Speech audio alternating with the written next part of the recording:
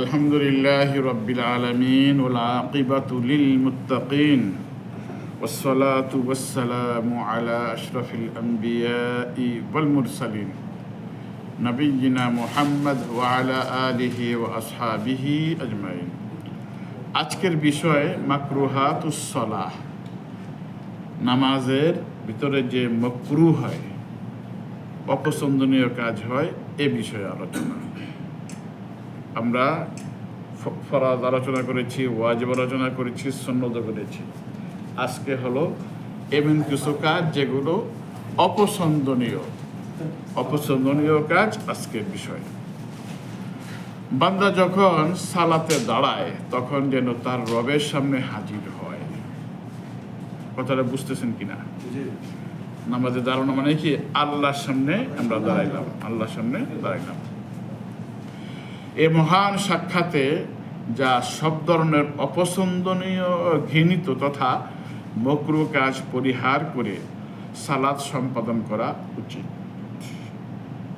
যেহেতু আল্লাহ মহান, সে মহান আল্লাহর সামনে দাঁড়ানো অবস্থায় যত অপছন্দনীয় কাজ, ঘৃণিত কাজ, এগুলো সব কি পরিহার করা, ছেড়ে দেওয়া।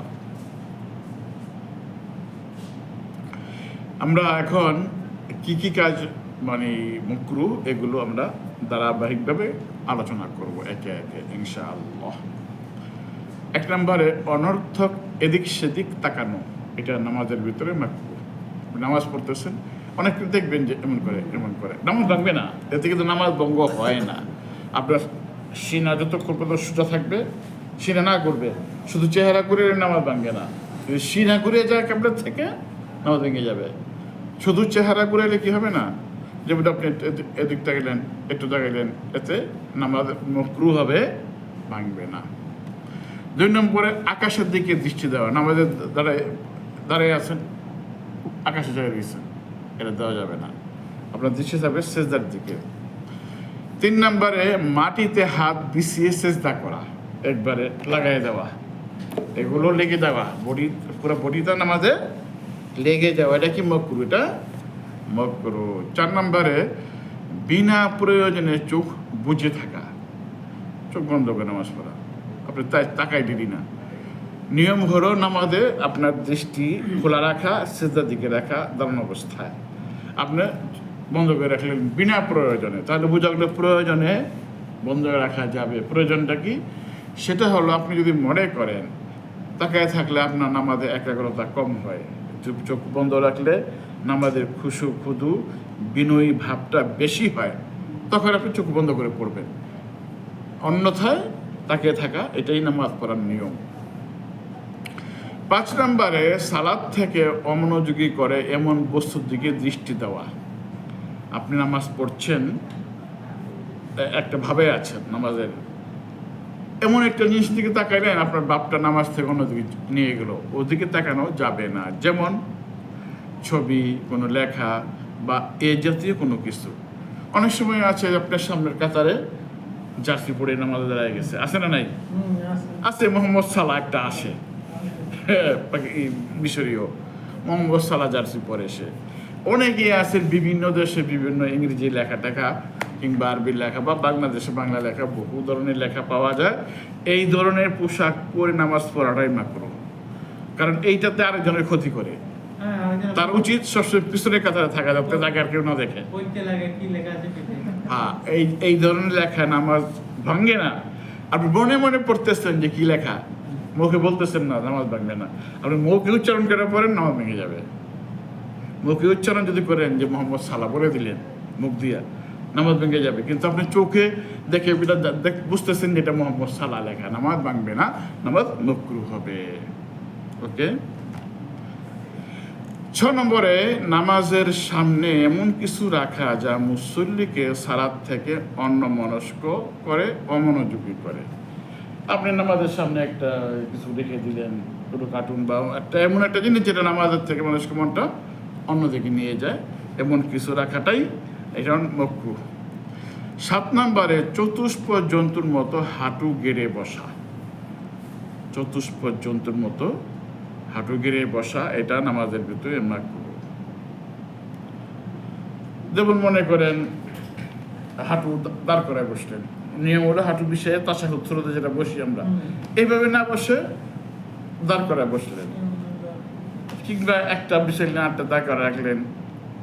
ওই কুকুরে যেমন বসে দুই সামনে দাঁড় করে রাখে, পিছনে সবাই রাখে, এভাবেও এগুলো হলো চতুষ্প জন্তুর মধ্যে করে বসা, এগুলো নামাজের ভিতরে মাকরুহ।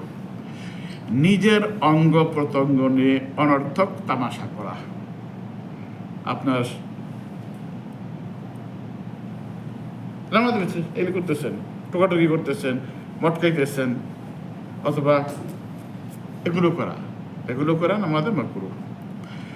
আঙ্গুলের ভিতরে আঙ্গুল ঢোকানো, আঙ্গুল ফোটানো, এমন করা, আঙ্গুলটাকে ফোটানো, মটকানো, এগুলো মাকরুহ।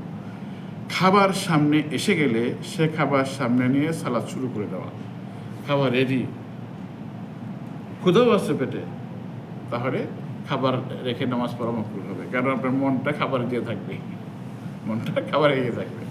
এইভাবে ক্ষুধা নিয়ে খাবার উপস্থিত, ক্ষুধা আছে পেটে, এই সময় নামাজ পড়া, না খেয়ে নামাজ পড়া মাকরুহ হবে।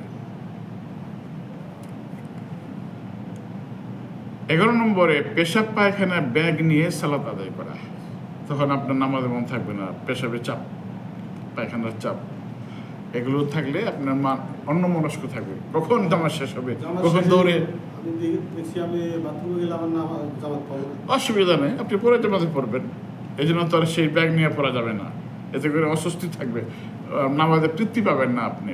তখন আপনি ইমাম সাহেব লম্বা সুরানায় মনে হয় খুবই কিরি কত লম্বা সুরা নিচ্ছে, এই ধরনের চিন্তা ভাবনা আসবে তখন মাথায়, নামাজ কখন শেষ হবে ওই চিন্তা থাকবে। এই জন্য আপনি একা পড়েন কিংবা দ্বিতীয় জামাতে পড়েন, তবু এইভাবে ব্যাগ নিয়ে কঠিন অবস্থা নিয়ে নামাজ পড়া মাকরুহ হবে।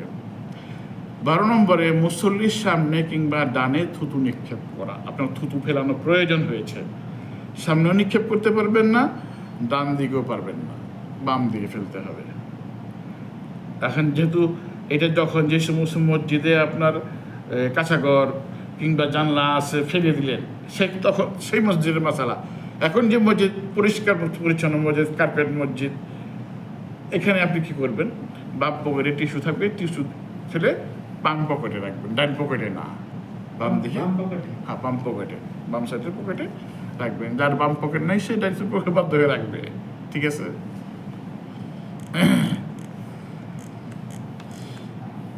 13 নম্বরে চুল, দাড়ি ও কাপড় টানাটানি করা, চুল টানাটানি করলেন, কাপড় একটু বুড়াই আসছে মনে করেন, দেখতেছেন যে একটু বাঁকায় রয়েছে, সুদা করলেন নামাজের ভিতরে, এগুলি মাকরুহ। এগুলো মাকরুহ, নামাজের ভিতরে এগুলো করা মাকরুহ। এরপরে সালাতে চুল বাঁধা, এটা মহিলাদের বেলায় চুল খুলে গেছে, সে নামাজের ভিতরে বাঁধা শুরু করে দিচ্ছে, বরঞ্চ এটা আমরে কাসিরের অন্তর্ভুক্ত। অনেক লম্বা যদি চুল বাঁধে তার দুই হাত দরকার, 2 হাত দিয়ে কোনো কাজ করে নামাজ ভেঙে যায়।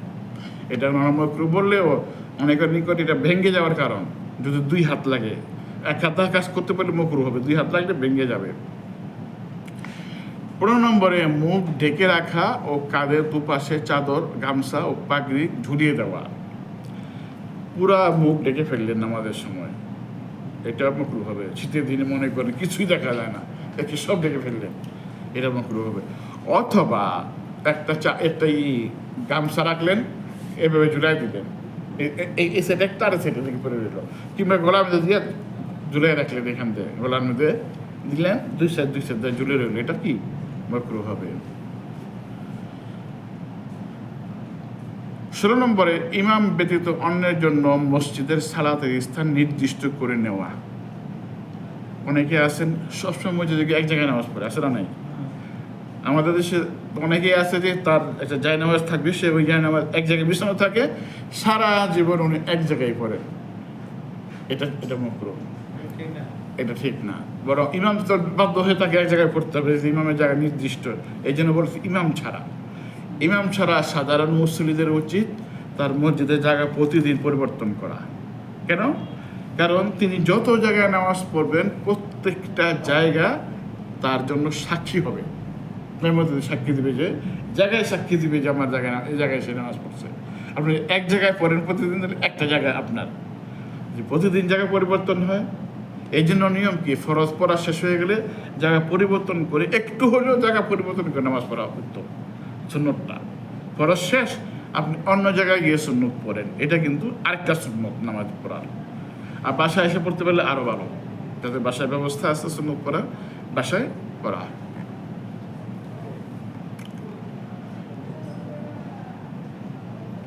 সতেরো নম্বরে বৈঠকে হাতে ভর দিয়ে বসা অবস্থায় আপনি হাত করে এইভাবে হাঁটুর উপরে রাখা নিয়ম স্বাভাবিকভাবে, আপনি মাটিতে হাতে ভর দিয়ে বসে রইলেন।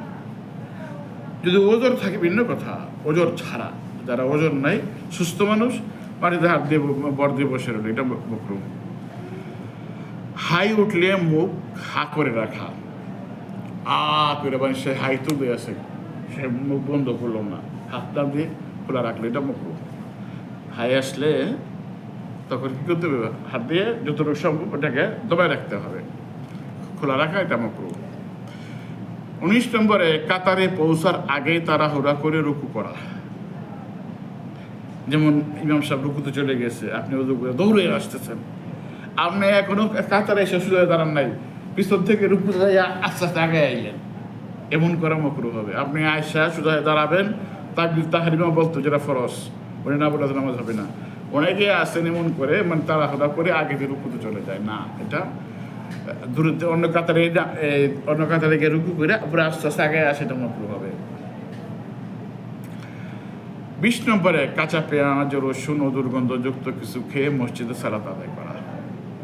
আপনি একটু পরে খাইলেন আচ্ছি তারা কাঁচা পেঁয়াজ আর রসুন, বা সিগারেট টানলো এক চোটটাই না মসজিদে গেল, এই দুই জনের কারণে অন্য নামাজের ক্ষতি হবে। কাঁচা পেঁয়াজের গন্ধ থাকে এবং সিগারেটের গন্ধ তো আছে,